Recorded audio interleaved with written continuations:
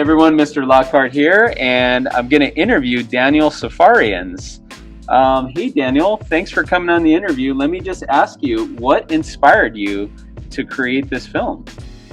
So I would say that while I was making the film, my biggest source of inspiration came mainly from like Studio Ghibli movies and just Japanese culture as a whole.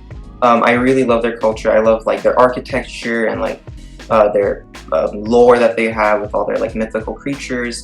I'm just like I've always been like really like touched and like inspired by their content and like what they have.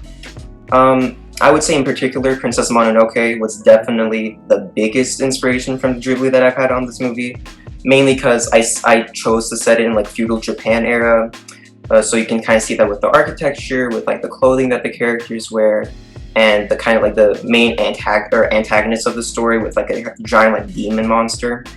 As for like the overall tone of the story, I chose to incorporate a little sense of mystery into it.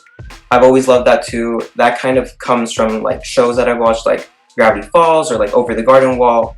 I've always just like loved like the mysterious parts of like these stories and like how you don't know necessarily what's happening and like you're trying to figure it out as you're watching it.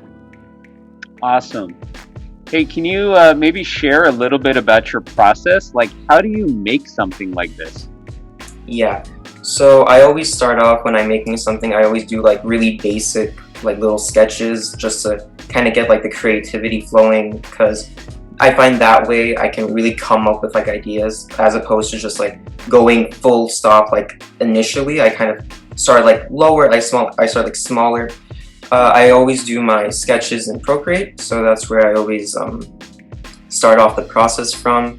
As for this specific project, I was conflicted about how to do the backgrounds. I tried doing it digitally, but then I opted on going just traditional watercolor. I think that gave me the best look that like I was kind of aiming for. Once I did the backgrounds, I imported those over to Harmony.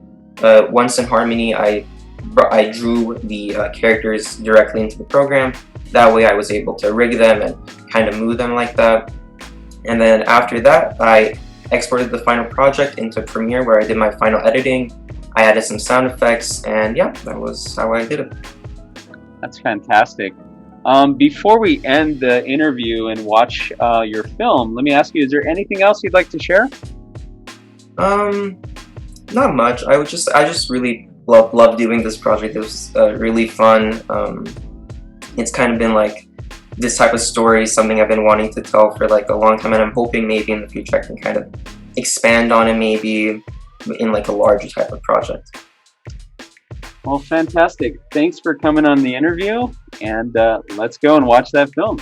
All right, take care, Daniel.